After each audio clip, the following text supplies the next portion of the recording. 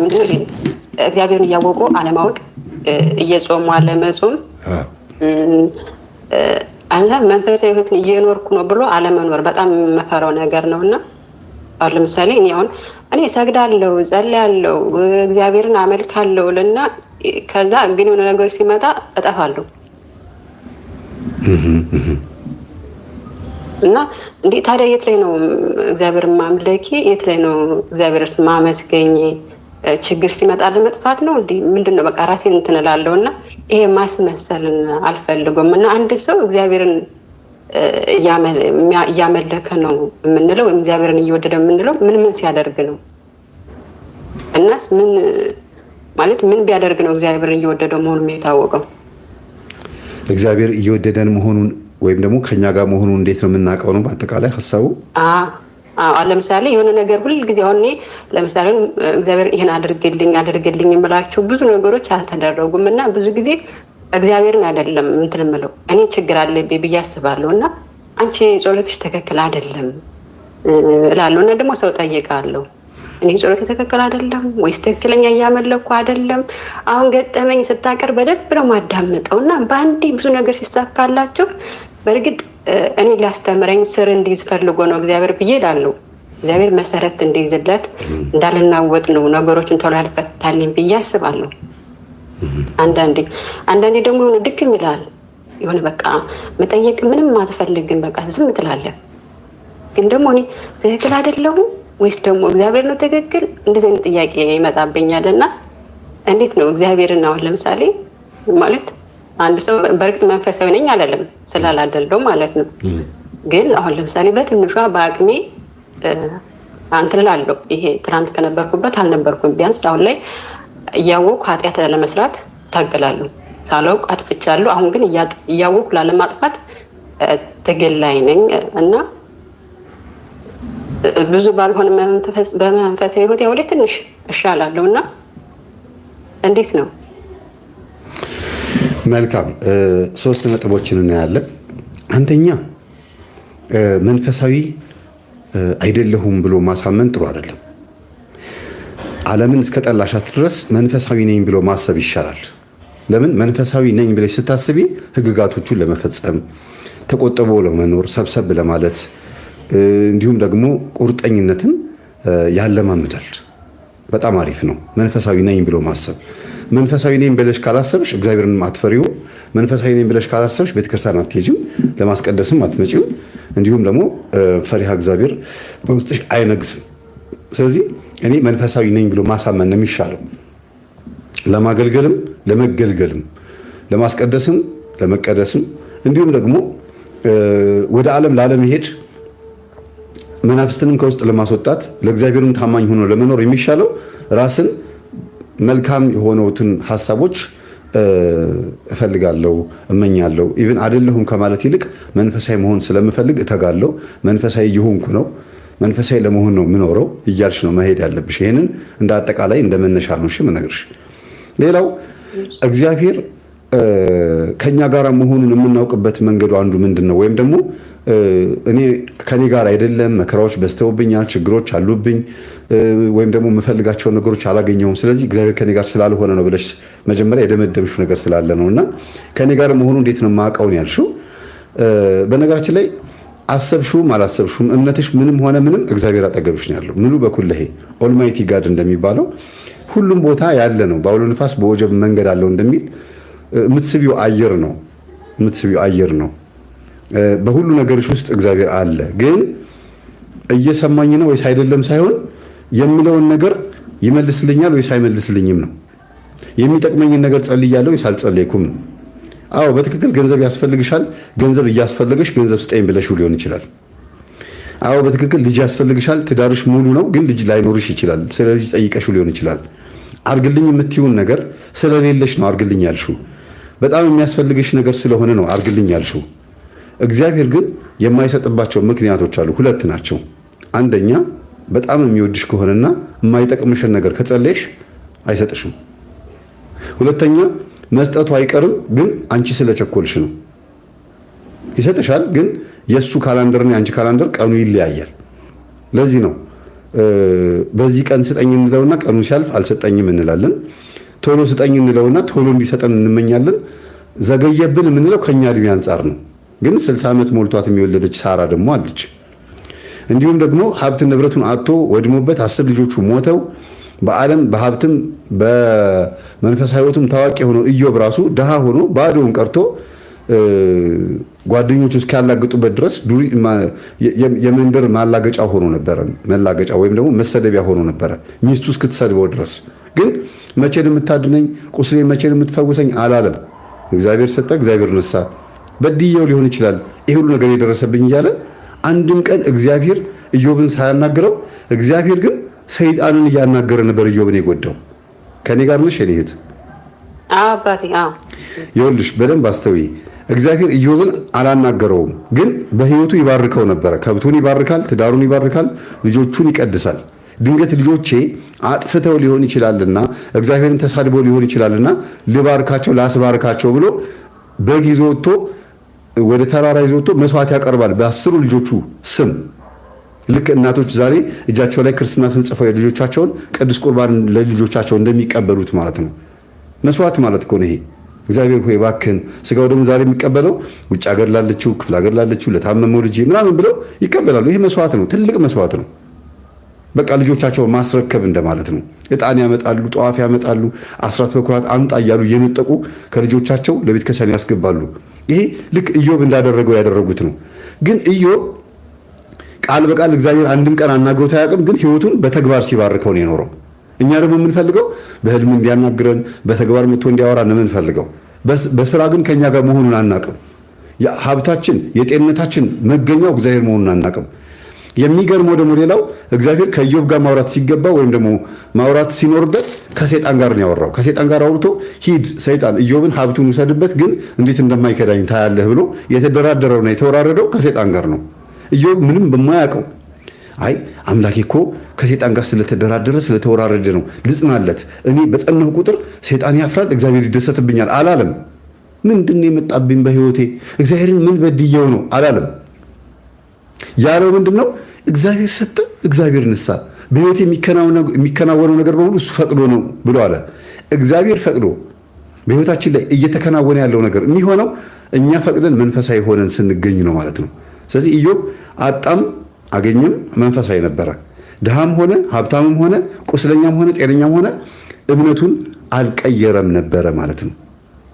እና እምነትሽ ሊለካም ሊሆን ስለሚችል ጸንተሽ በመገኘት ሽልማትን እጥፍ ማድረግ ነው የሚሻለው እንጂ ሁል ጊዜ አጠገብሽ ነው ያለው። ስጠኝ የምትይውን ነገር መስጠቱ አይቀርም፣ ወይም ደግሞ የጠየቅሽው ነገር አይጠቅምም ማለት ነው። እንግዲህ ይሄ ነው ጠቅለል አድርጌ ስነግርሽ። ትክክል ነው መምህር። ያው የኔም ብቻ ሳይሆን አሁን ለምሳሌ አንዳንድ ልጆች በውስጥ የሚመጡ አሉ እና እነሱም ትምህርት እንዲወስዱበትም ጭምር ነው። ከራሴ ጋር ታገላለሁ ታውቃለህ። ምክንያቱም ኃጢአት ስሰራ ታግሶኝ የኖረ አምላክ ዛሬ ሳመሰግነው እጥፍ ወደ እኔ እንደሚቀርብና የሚያስፈልገኝ ከሆነ መድኃኔዓለም እምቢ እንደማይለኝ አውቃለሁ። ግን አንዳንዴ ደግሞ ቆይ እኔ ችግር አለብኝ ነው ብሎ ብዛት ያው እኔ ችግር ስላለብኝ ነው እኔ መማር ስላለብኝ ነው እላለሁ። አንዳንድ ደግሞ አሁን ለምሳሌ በሽታዎች አሉና ሁሉን ነገር ቶሎ ብዬ መንፈስም ነውም አልልም። የሆነ እግዚአብሔር የሆነ ምክንያት አለው። ብቻ እግዚአብሔር እኔን እንደሚወድ ማንንም አይወድም ማለት የኔን ስቃይ አይፈልግም እግዚአብሔር እና የሆነ ምክንያት አለው እላለሁ። እና አንዳንድ በሽታዎች አሉና እግዚአብሔር ሆይ ይሄንን ለጸጋ ነው እኔ እንድበረታበት ነው።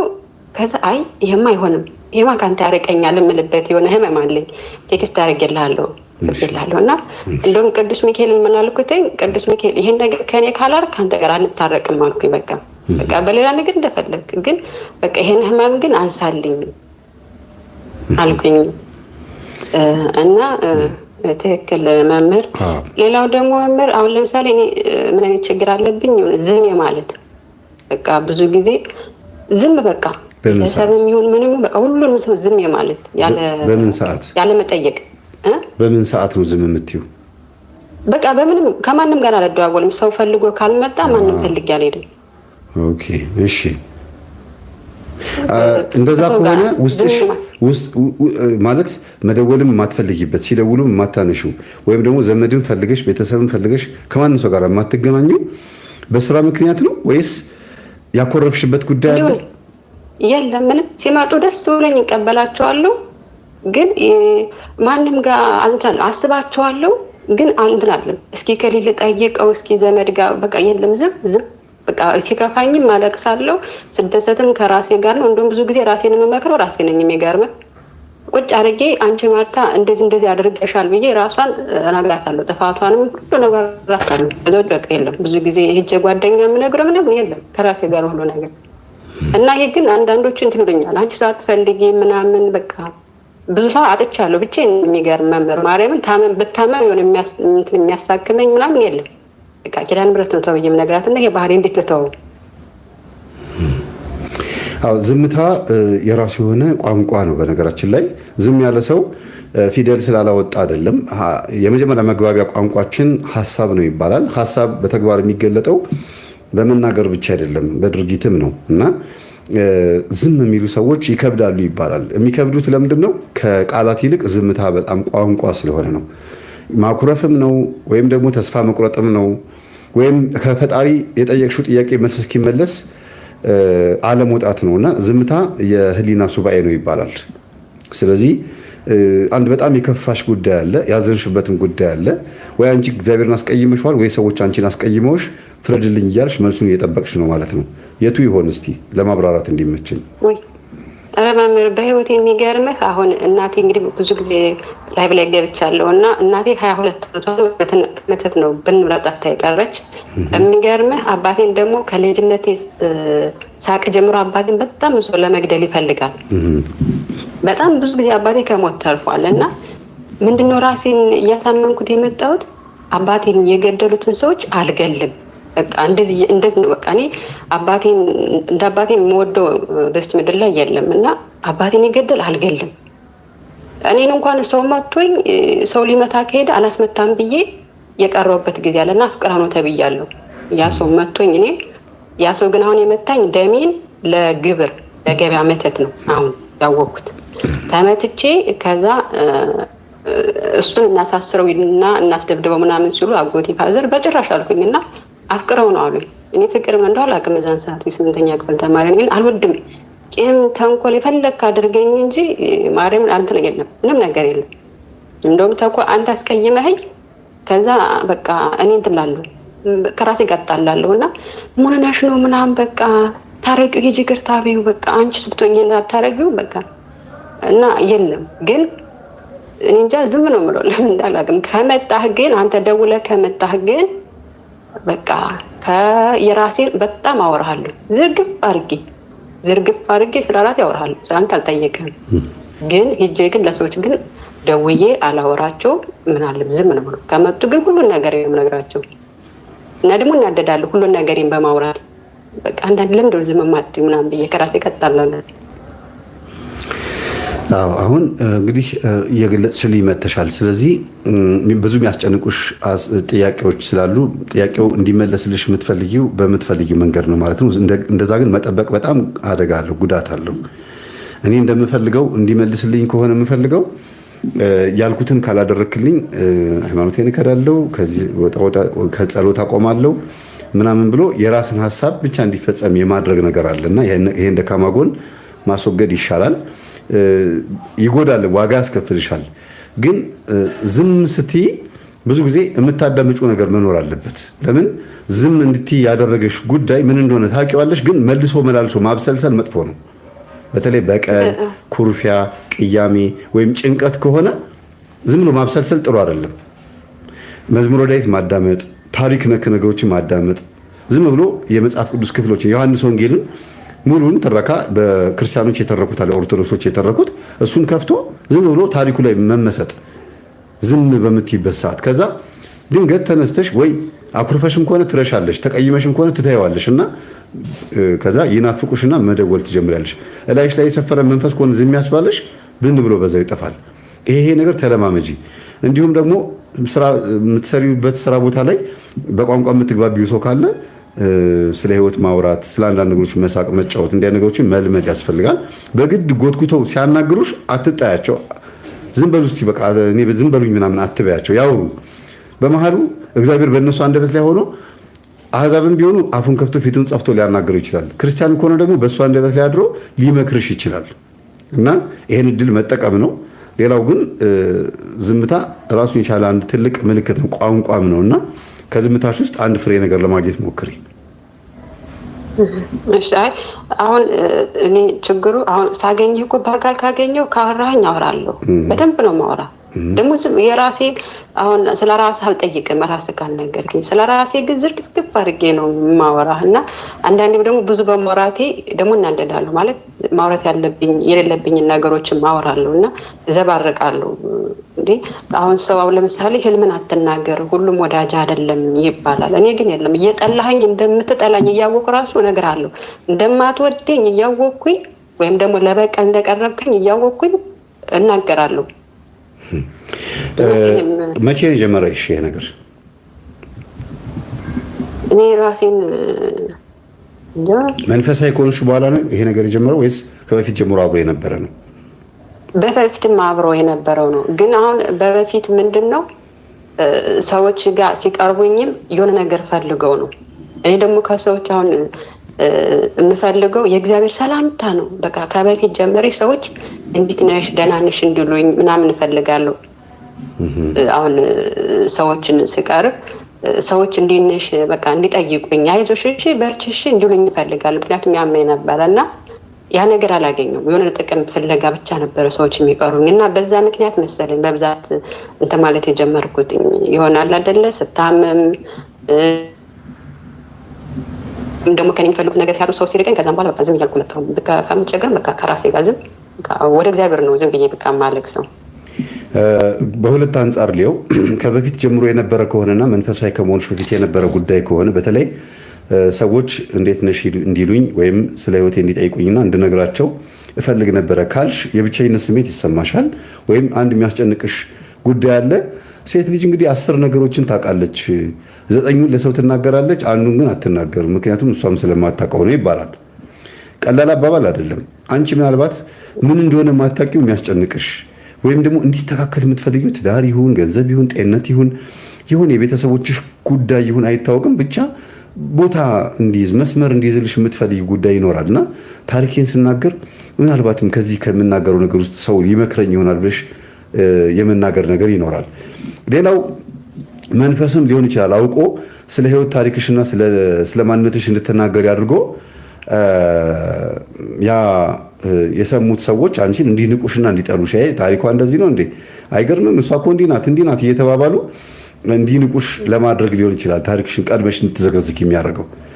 ለማን መንገር እንዳለብሽ ሳትመርጪ ለጠላትም ለወዳጅም አንድ አይነት ማንነትን ዘርግፎ መናገር ያስጠቃል። አይደለም እሱ ባል ለሚስቱ ሁሉ ነገሩን አይንገራት ነው የሚባለው። ሚስትም ለባሏ ሁሉ ነገሯን ከፍታ ማሳየት የለባትም። የምትደብቀው ነገር መኖር አለባት። አንደኛ ቅንዓት አለ፣ ሁለተኛ ቅናት አለ።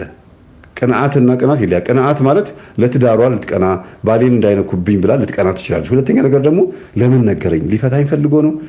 የሆነች ልጅ እንዳገኛት የሆነ ልጅ እንዳገኘችው የድሮ ጓደኛዋን ኤክስ ቦይፍሬንድ ነው የሚባለው ኤክስ ፍሬንድ ወይም ደግሞ ኤክስ ምናምን ብላችሁ የምትሉት ነገር አለና ስትናገሩ ያለፈ ታሪክም ተናገሩ። በቀደምም ደወለልኝም በሉ።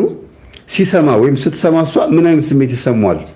ስለዚህ ከአፋችሁ ጨዋታ መስሏችሁ ስታወጡት ከዛ በኋላ ከሰማ በኋላ የሚመጣውን ጸብ ግን መመለስ አትችሉም። አንደኛ ያ ፍቅረኛችሁ ወይም ያቺ ፍቅረኛችሁ ይጠራጠራሉ፣ ጥርጥር ያድርባቸዋል፣ ስልካችሁን መከታተል ይጀምራሉ። ነው እንዴ ምናምን ብለው ሌላ ነገር ውስጥ ይገቡና የሚነገርና የማይነገር ታሪክ አለ ለሰው። እህታችን ለጓደኞችሽም ይሁን ለቀረበሽ ሰው የአንቺ ማንነት ትናገሪ በነበረበት ሰዓት ጎድተውሽ አጥቅተውሽ ወይም ደግሞ በዛ በደካማ ጎንሽ አሽሙር ተናግረውሽ ከሆነ አሁን ዝምታሽ ከዛ የመጣ ነው ማለት ነው። በቃ አልናገርም ከዚህ በኋላ አንደኛ ተናግሬ መፍትሄም አላገኘሁም፣ ሁሉም ሰው ሰምቶ ዝም ነው ያለኝ። ሁለተኛ ነገር ደግሞ ጎድተውኛል ጭራሽ ብለሽ የምትናገሪም ከሆነ በዛ መስመርም ጎድተውሽ ስለሚሆን ዝምታሽን መርምሪው ነው እያልኩ ያለሁት።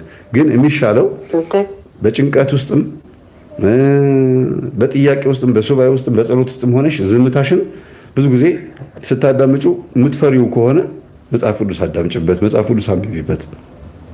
መፍትሄው ይሄ ብቻ። ደስ የሚለው መጽሐፍ ቅዱስ የሚገርም ጸሎት ከጸሎት ይልቅ አሁን ጸሎት ታረግ ሀሳብ ይበተናል። ስግደት ራሱ ግን አሁን መጽሐፍ ቅዱስ ሳነብ ወይ መስማም ደስ ይላል አለ አይመሮ ሁሉ ነገር ከፍትፍት ይልና እግዚአብሔር ምን አይነት ፍቅር ነው በቃ እንጃ የሆነ ተመስገን ብለህ የሆነ አጠግም በቃ ለሐሴት ታደርጋለች የተለየ ደስታ ነው የሚሰማና መጽሐፍ ቅዱስ በጣም ነው የምወደው እሱን አነባለሁ ደስ ይላል እግዚአብሔር ይመስገን ሌላው ደግሞ አሁን የሆነ ሰው አናዶኝ የሆነ ሰው ክፋት እንደው አንተስ እንደው የሆነ ነገር ካፌ ከወጣ ለራሴ ነው የሚሆነው መልሶ አንቺ ማጥቂያ ነው የሚሆነው እውነት በቃ የሆነ ነገር በልብ የሆነ ነገር ራሱ ካሰብኩ ለሆነ ሰው ያ ነገር ለኔ ነው የሚሆነው የሚገርመው እና ደግሞ ሰዎች ደግሞ እንደዚህ እናደርጋለን አሁን በፊት ጓደኛ ነበር በፊት ቆይቷልና እኔ ጓደኛዬ እንደዚህ አያደርግም እያልን እናወራለን ሴቶች ተሰብስበን እና እኔ ደግሞ የጓደኛዬ በሰዓቱ የነበረው የሆነ ለትዳር ፈልጎ ነበር እኔ እና ምንም ነገር ቢያደርግ ታግሼ ባላደርገዋለሁ በቃ ሴት የሚያወጣ ምንም ይፈል በቃ እግዚአብሔር ረርቶኝ ተቀይረን ነገ የተሻለ ቦታ እንደርሳለን ብዬ ነበርና ጓደኞች ግን ማረ በጭራሽ እንደዚህ አድርጎ ምናምን ይሉ ነበርና የሚገርም እኔ ከጓደኛዬ ጋራ በሰላም ተለያየን ስትላደርግ የነዛ የጓደኞቼ ግን እኔ ያለው እነሱ የሚገርም ከገንዛ አልጋቸው ላይ ያመጣባቸው እና በብዛት የማየው እንደዛ ነው አሁን ሴቶች አይ እኔ እንደዛ አላደርግም ተቃራኒ ሲሆን ይሆንባቸዋል ለራሳቸው እና ደግሞ እኔ ክፉ ነገር ካሰብኩ ለራሴ ነው ለዛ ሰው በጭራሽ አይሆንም ክፉ ካሰብኩ ለራሴ ነው የሚሆነው እና በቃ ማሰብ ብቻ አሁን የምትሰሚያቸው ትምህርቶች አብዛኛው 70 እና 80% ጠላትነት ያለው የዲያብሎስ አሰራር ስለሆነ ባንቺ ውስጥ የተፈጥሮች ተቃራኒ ነገር ወይም የባህሪ ለውጥ ወይም ደግሞ አዳዲስ ጸባይ ካመጣሽ ቆም ብለሽ ለመገምገም ለመመርመር ሞክሪ ከዛ ውጪ ግን እየጸለይሽ ከሆነ ጠዋትና ማታ የምትተጊ ከሆነ የፈለገ 30 ጊዜ ባህሪሽ ቢቀያየር ጠባቂ መላክሽ አጠገብሽ ስለሆነ መንፈሱ የቻለውን ያክል ይሞክር ምንም አያረግሽም አትጨናነቂ ዋናው ጠዋትና ማታ ጸሎት አለማቋረጥ ነው እሺ እሺ እና ሌላ እሺ አሁን ለምሳሌ ከጓደኛ ጋር ከተለያየን 5 አመት ሆኖናል እና ከሱ ጋር ተለያይተናል በፍቅር ነው የተለያየ ነውና ግን እዛም በኋላ እኔ መርሳት አቃተኝ 2012 የተለያየና እኔ መርሳት አቃተኝና በቃ ደግነቱ እግዚአብሔር ይመስገን እንኳን እግዚአብሔር እሱ ነሳኝ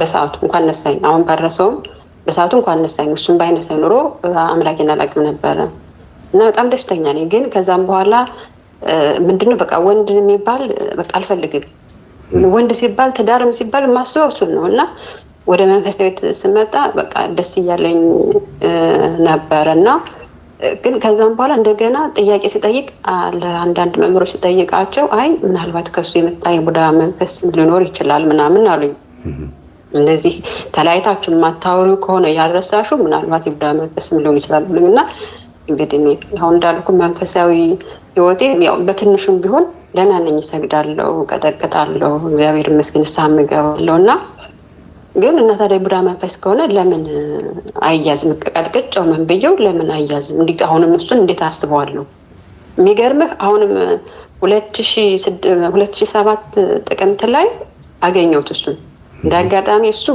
እኔ ከመፈለጌ በፊት ከ7 ወር እሱ እየፈለገ ይኖራል እና እኔ ቀድሜ አገኘቸው በቃ እኔ ሌላ ቦታ ነኝና እሱ ኢትዮጵያ ነው ነይ ወይ ልምጣ ብሎኝ በቃ እሺ እኔ እመጣለሁ ብየው እያወራ ከዛ በመሃል ቅይር አደረገና ሐሳቡን አይ በቃ እኔ ወደሱ ሀገር ልመጣ ስለሆነ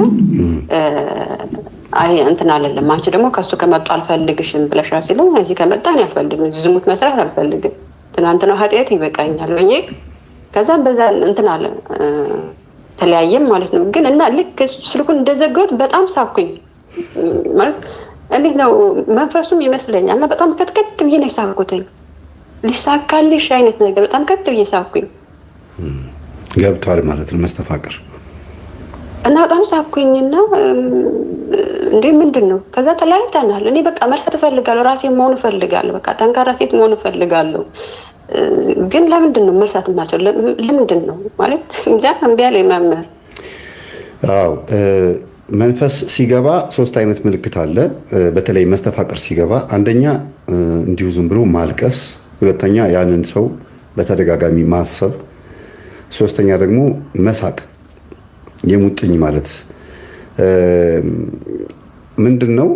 ጎን ለጎን አያይዤ የምነግርሽ አንድ ታሪክ አለ። ግን አሁን መጀመሪያ ስለ ጠየቅሽኝ ጥያቄ እንድመልስልሽ ይሄ ሰው ከተለያየሽው የፈለገ ቢቆይም ግን ይሄ የተገናኛችሁበት ጉዳይ ነው የተለያየው እንጂ አንቺ እነሱን ያገናኛችሁ የዝሙትም ይሁን የመስተፋቅር መንፈስ አልተለያየም። ሁለተኛ ነገር ደግሞ የሚልከው መንፈስ ሊኖር ይችላል የሚያድሰው እና ፎቶሽን ባየ ቁጥር አንቺን ባሰበ ቁጥር ሳይላክ ሊመጣ ይችላል። ሂድና እሷን እንዲያርግልኝ ሳይለው ሊመጣ ይችላል። የዝሙት መንፈስም ደግሞ ሰውየው ስለ ዝሙት ወይም ስለ ሩካቤ ባሰበ ቁጥር አንቺ ጋር ሊመጣ ይችላል። ሌላው ሲፈልግሽ የነበረ ሰውዬ አንቺ ድንገት ራስሽ ካገኘሽው እንደ ስኬት ይቆጥረዋል። ነፍሱ ትፈነጠዛለች። እሱ ጋር ያለችው ነፍስ ፈንጠዝያ ወይም ደግሞ የልቡን መሻት በራሱ ጊዜ አንቀሽቅሾ እንዳመጣለትና ድንገት ጠንቋይ ጋም ደብተራ ጋም ሄዶ ከነበረ እጄ ላይ ጣለልኝ ብሎ በውስጡ ሲስቅ ያንን ሳቅ መንፈሱ አምጥቶ አንቺ ጋራ እንደ ኢኮሲስተም እንደ ገደል ማሚቱ ያስተጋባል ማለት ነው፣ የነፍሱን ፈንጠዝያ። ይሄን እንደ ሁለተኛ ነጥብ ያዡ። ሌላው ግን አንድ የሆነ ታሪክ ልንገርሽ። ከዚህ በፊት የገጠመኝ አንድ ታላቅ ወንድም እህቱን ሁልጊዜ የሆነን ጎረምሳ እንዳትቀርብ ይከለክላታል። ፈጽሞ እየደበደባት እሷን ከምትሄድበት ሰፈር ሊያርቃት ይሞክራል። የሚገርምሽ የቀረበችው ልጅ በጣም ፈሪ ነው ወይም ደግሞ ስለሚወዳት ብቻ ነው የቀረባት። ይሄ ግን ወንድሟ ግን በጣም ተደባዳቢ ነው። እንዴት ይህን ልጅ ካልጠፋ ሰው ስንት ሀብታም እያቀረብንላት ይህን ልጅ እንዴት ልትጣበቅበት ቻለች ብሎ በጣም ይናደዳል። እና እህቴንማ በሆነ ነገር አማለላት ወይም ደግሞ ዝም ብላ ከሱ ጋር በመዋል በመላመድ ፍቅር ነው ያዛት ብሎ ሄዶ ሊደበድበው፣ ያንን ትንሽ ልጅ ሊደበድበው አጠገቡ ይደርስና በቃ አስፈራርቶት ተቆጥቶት ምናምን መጨረሻ ላይ እስከ ቤቱ ድረስ እየመከረው ሸኝቶት እንደገና ይመለሳል። አይነካውም፣ አይገለውም፣ ወይም ደግሞ ሊቆጣው አይችልም። እና ራሷ እህትህ እኮ ነች እኔ ቤት ድረስ የምትመጣው፣ እኔ እኮ እዚህ ውስጥ የለሁበትም፣ እማውቀው ነገር የለም ይላል ልጁ። እና ልጁ ራሱ ግራ ተጋብቷል። ወንድምሽ እኔን በቃ ሊገለኝ ይፈልጋል፣ ይመጣል፣ ግን አይመታኝም፣ ግን በሰፈራቸው የታወቀ ተደባዳቢ እንደሆነ ሰምቻለሁ፣ በቃ ከኔ ራቂ ሲላት በፍጹም ከአንተ መራቅ አልችልም ብላ ቤት ድረስ ትመጣለች። በጣም የተቸገረው እሱ ራሱ እና ፍቅር የያዛት መስሎት ግራ ገብቶት ምን ይሻለኛል ብሎ ለጓደኞቹ ምናምን ሲያማክር እና የሆነ ቦታ እንውሰድ ብለው ያው ጥበብ ብለው ነው የሚሉት እነሱ ጠባብነቱን፣ ይሄ ደብተራ ጋር ማለት ነው። አንተና እሷን በቃ እንድትለያዩ ማድረግ የሚቻል ብሎ ሲሄዱ አረ ይሄ ነገር እንዴት ነው? እሷ አንተን ብላ የምትመጣው በመስተፋቅር ነው። መስተፋቅሩን ያደረገው ማን እንደሆነ በነግርህ ትደነግጣለህ አለው። ንገረኝ ግድ የለህም አለው። እናትህ ነች። እቺን የመሰለች ልጅማ ልጄ ሊያጣ አይገባውም እና ከሱ ልትርቅ አልፈልግም ብለው ቤታቸው ቁጭ ብለው አንደኛ መስተፋቅር ነው የደገሙት፣ ሁለተኛ ነገር ደግሞ ቡና እያፈሉ የቤተሰቦቻቸውን ከራማ ይለማመናሉ። በሁለት በኩል ነው የሚልኩት። ልጅቷ ርቃ ማትርቀው በሴትዮዋ መተት ነው። ልጁ ደግሞ ግራ ገብቶታል። መጨረሻ ላይ ተንደርድሮ መጥቶ ማይ ምን እያደረግሽ በዚህ ልጅ ጉዳይ ላይ ጊዜ ዝም በል ምን ችግር አለው ብትቀርባት፣ የእናቴ አባትህ ከራማ ነው፣ በዛ ላይ ደግሞ ጥበብን የተጠቀምኩት ብለው ቁጭ አሉ። በጣም ደነገጠ። አልፈልግም፣ እገልሃለሁ፣ አይነካህም፣ ሰምቻለሁ። በር ላይ ተደብቄ እንዴት እንደሚሰድብህ፣ እንዴት እንደሚዝትብህ፣ እንዴት እንደሚቆጣህ ሰምቻለሁ፣ ማታ በጨለማ ግቢው አጥር ላይ ሆኜ። ስለዚህ እሱም እንዳይነካህ አድርጌ ሁሉ ነገር ጨርሻለሁ አሉት። እና እየመጣ ሊመታው ብሎ የሚመለሰው ለካ ዘበኛ ቀጥረውበት ነው። ጎረምሳው እንዳይመታው፣ ልጅቷ ከዚህ ቤት እንዳትርቅ ሁለት መንፈስ ነው በሰንሰለት አስረው ያስቀመጡት ማለት ነው። ሴትዮ እዛ ግቢ ውስጥ በጣም የደነገጠው። አንዳንዴ አሁን ይሄን ያመጣውልሽ ምንድነው? አንዳንዴ አንቺ መንፈሱ ከአንቺ እንዲርቅ የቡዳ መንፈስን ያስኩት ወይም ደግሞ ሸኘሁት ስትይ ይሄ የቡዳ መንፈስ መልሶ እንደገና ማን እንደሚልከው መታወቅ አለበት። ሰውየው ራሱ ሳይፈልግ ይመጣል። ምናልባትም ወደ እግዚአብሔር ባልቀረበ መጠን መናፍስቶቹ አንቺ እሱ ላይ እንድትወድቂ ያንቺ መንፈሶች በጸሎት በመቃጠልም ሊሆን ይችላል፣ በተለያየ ነገር መግቢያ ቦታ ሲያጡ እሱ ላይ እያረፉ አንቺ ጋር መልሰው እየደወሉ ገንዘብሽንም ጊዜሽንም ሰላምሽንም ሊያሳጡሽ ይችላሉ። እንደሚያፈቅርሽ እንደሚወድሽ ትቶሽ ሊሄድ እንደማይችል ዓላማ እንዳለው አድርጎ አውቆ በጣም ምላሱን ቅቤ በቃ ጤፍ የሚቆላ አድርገው ምላሰኛ አድርገው ያቀርቡልሽና ያንቺው ናቸው ግን እንደዛ የሚያደርጉት። ከዛ ከተገናኛችሁ በኋላ ጋብቻ ከተፈጸመ ወይም ደግሞ የሆነ አንድ ስቴፕ ከሄዳችሁ ገንዘብሽ ከጨረስሽ በኋላ አፍንጫሽላሽ ብሎ ያባርሻል። ስለዚህ እቅድ ያቀደልሽ ሴራ ያሴረልሽ ማን እንደሆነ ማወቅ አለብሽ።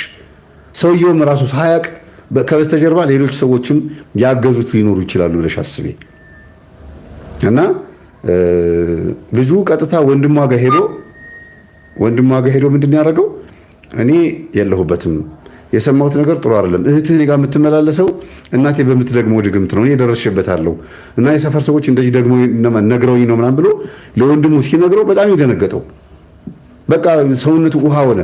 ምንም እንኳን ተደባዳቢ ቢሆን ምንም እንኳን ኃይለኛ ወጠምሻ ወይም የሰፈር ዋና ቢሆንም ስለ መንፈስ ሲወራ ግን ዜሮ ገባ። በቃ ተልፈሰፈሰ፣ ደነገጠ። ከዛ በኋላ ወደ ዩቲዩብ ገብቶ ምንድነው ድግምት ምንድነው መስተፋቀር ብሎ ሲገባ መስተፋቀር የሚደግሙትንም አገኛቸው። እኛንም ደግሞ ስለ መስተፋቀር ያስተማርነውን ትምህርት ደግሞ አገኘና በዛ የተነሳ እህቴን እንዴት ላርጋት የፈለገ ኃይለኛ ተደባዳቢ ቢሆንም ከሴጣን ጋር ግን ተደባድቤ አላውቅም። ሴትዮዋ እቤታቸው ቁጭ ብለው እህቴን በመንፈስ መሳብ የሚችሉ ከሆነ እኔም እንዳልመታው መከላከል መንፈሴን ተቆጣጥረው እንዳልመታው ማድረግ ከቻሉ እንዴት ብዬ ነው ከእሳቸው ጋር የምጣለው? ለካ ከኔም የባሰ ቦክሰኛ አለ፣ ከኔም የባሰ ለካ ኃይለኛ ተደባዳቢ መንፈስ የሚልኩ እናቶችም አሉ ብሎ ገርሞት መጥቶ ነው የነገረኝ። ጸበሉ ሰራት አልኩት። ጸበል ሄደች፣ ተያዘ መንፈሱ ማለት ነው። ከማን የመጣው? ከገሊት ከትዬ ምን አድርጎ የተባልከው? እንደዚህ ራሱም ሲጠመቀ ራሱም ከአንድ ወር እህቱ መንፈስ ከተያዘ ከአንድ ወር በኋላ ነው የእሱ መንፈስ የተያዘው። ሁለቱም ላይ ነው ዘበኛ የቀጠሩት። ስለዚህ አንዳንድ ጊዜ ይሄ አሁን የነገርኩሽ ገጠመኝ በሰፊው ላቀርበው የሚችለውን ገጠመኝ ነበረ ባጭሩ ያቀረብኩት።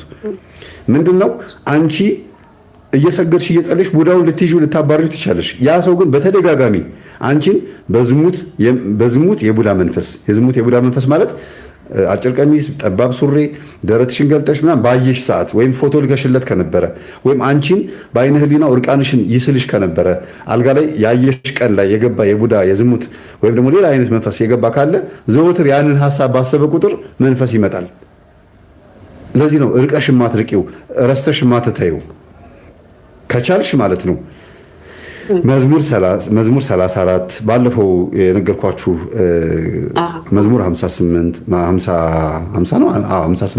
68 138 እነዚህን ጸልዩዋቸው። መንፈሱ ሁለተኛ እናንተ ጋር እንዳይመጣ ወደ ነበረበት እንዲመለስ ያደርገዋል። ተንኮልም ቢሆን ምንም ቢሆን ማለት ነው። ስለዚህ ብትቺ ይሄ የሚያሳስብሽን ነገር በሙሉ አንድ ከራሴ የቤተሰብ የዛር መንፈስ ነው ወይስ ከሰዎች የሚመጣብኝ ነው ወይስ ምንድን ነው?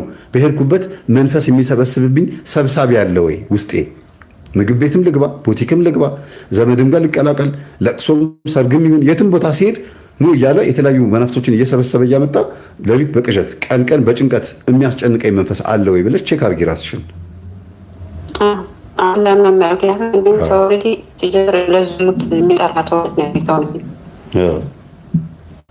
ሰውነቴ እሱም ይላል እና እንደዚህ ቁመና ያለው ሰው አለ ይላል እና ሰውነቴ አይደለም ለወን ሴቶች ራሱ ትሉኛል እና እንደውም ብዙ ጊዜ ያገኛል ወይ ቁመና ሲያምር ካሉ በጣም ያመኛል እና ሰውነቴ ለዝሙት በጣም እንትን ነው ፈተና ነው። እንደውም አሁን ከስቻለሁ እግዚአብሔር ይመስገን እና በሰውነቴም እንደሆነ ይገባኛል።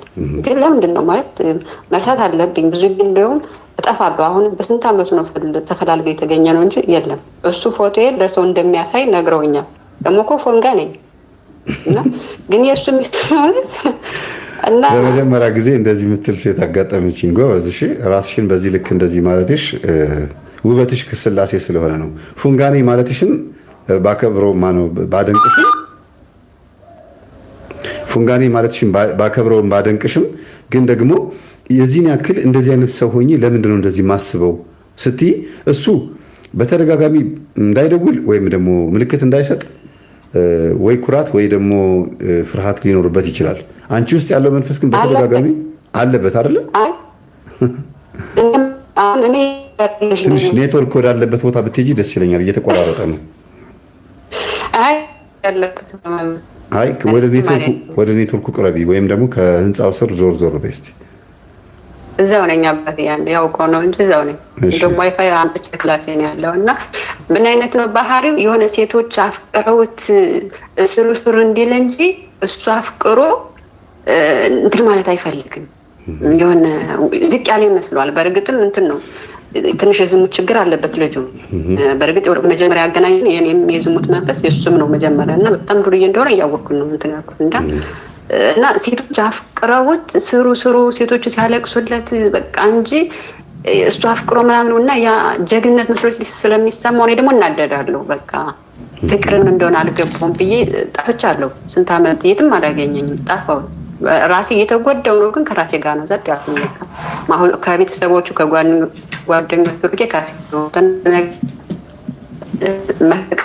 ኔትወርክ እየተቆራረጠብን ነው እህቴ። ቦታ አሁን ሲስተም መጀመሪያ ጥሩ ነበርሽ እና ከግንብ ስር ከሆንሽ ከግንብ ስር ዞር በይልን።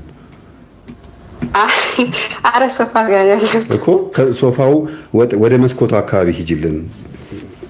እሺ ሰማዩን እኮ እንድናገኘው ነው። ምክንያቱም ሰማይ ላይ የተገጠመ ነገር ስላለ ከሱ ጋር ነው የሚገናኘው ዌቭ እንትን ስለሆነ ምናልባት አንቺን ስነ ልቦናሽን ለማወቅ ሊያማልልሽ ፈልጎ ሊሆን ይችላል። ሴቶች እንደሚፈልጉት እየተናገረ ይሆናል። እንትና እንዲያለችኝ እያለ አንቺ እንድታቂ የሚያደርግበት ምክንያት ይኖር ይሆን? ቅናትሽን ለማየት እንደዛ ምን ደግሞ እንደዛ ነው በብዛት እንደዛ ዝም ስለማስበው ይችላል ያየው ብዙ ጊዜ ምንድነው አሁን ተንጀናጁ ነው። ለምሳሌ ከሴት ጋር ያወራልና ፎቶም ተላልኮ ከሆነ አያጠፋው። ከዛ እኔ ስክሪንሾት አደርግና ጋላሪ ላይ አስቀምጥለታለሁ። መናገር አልፈልግም፣ ግን የሚያደርገውን ነገር እንዳወቁበት እንዲያውቅ ማለት ነው። ከዛስ ምን ያደርጋል? የኔ ስልኬና ይሳደባል። ከኔ ጋር ያሉትን ሰዎች ይሳደብና ወይ ስልኬን ይወረውራል። እንደዚህ አይነት ነገር ያሳያል። ከዛ እኔ በምን ቀን ተለው ካመረህ ነው ምናምን እላለሁ። እኔ ከራሴ ጋር አልነግረውም፣ ዝም ነው የምለው። እሺ ለማንኛውም የዝሙት መንፈስም ሊሆን ይችላል እንደዚህ የሚያደርግ። እንግዲህ ከአንቺ ጋር ከሌሎችም ጋር እንደዚህ የሚያደርግ ከሆነ የዝሙት መንፈስ አለበት ማለት ነው። አዎ የዝሙት መንፈስ አለ፣ እሱም ራሱ ይላልና። ስለዚህ ይሄን የዝሙት መንፈስ ልክ ሌሎቹን በሚያይበት አይኑ አንቺንም ስላየሽ ከሌሎች ሴቶች የተለየ ነገር የላትም ብሎ ልክ ሌሎቹን በሚያጫውትበት ቃላትና በሚያናግርበት ምላስ አንቺንም እያናገረ ነው። እና ለአንቺ ለራስሽ የሰጠሽው ቦታ አለ እና እኔን ለምንድን ነው ቺት የሚያደርገኝ ስትይ፣ ሌሎቹም ሴቶች ደግሞ አንቺን ያውቁሽ ይሆናል። እነሱም ደግሞ ለምን ቺት የሚያደርገኝ ይላሉና ለሱ እናንተ ሁላችሁም አንድ አይነት ናችሁ። ለአንቺ ግን እሱ አንድ ያንቺ ነው፣ አንድ እያሽ ነው። ስለዚህ ሁላችሁም የየራሳችሁን ልብ ስታዩት ሁላችሁም የምታውቁት እሱ ነው፣ እሱ ግን ሁላችሁንም ያውቃል። እና ከዛ አንጻር የዝሙት መንፈስ ሊሆን ይችላል የሚጫወትብሽ። ፈጽመሽ እሱ እንዳትርቂው የሚያደርግበትም አንዱ የዝሙት መንፈስ ብቻ ሳይሆን ምናልባት ሌላም ጉዳይ ይኖራል። ርቃችሁ እንዳትርቁ የሚያደርግበት ሲስተም ይኖራልና ሱባኤ ግቢበት፣ ጸልይበት። ወደ ራሱ ከማን እንደመጣ መንፈሱን ስለሚታወቅ ይሄን ጸሎት ስትጸልይ ለውጥ ልታመጭ ትችላለሽ ብዬ አስባለሁ። እግዚአብሔር ይርዳን።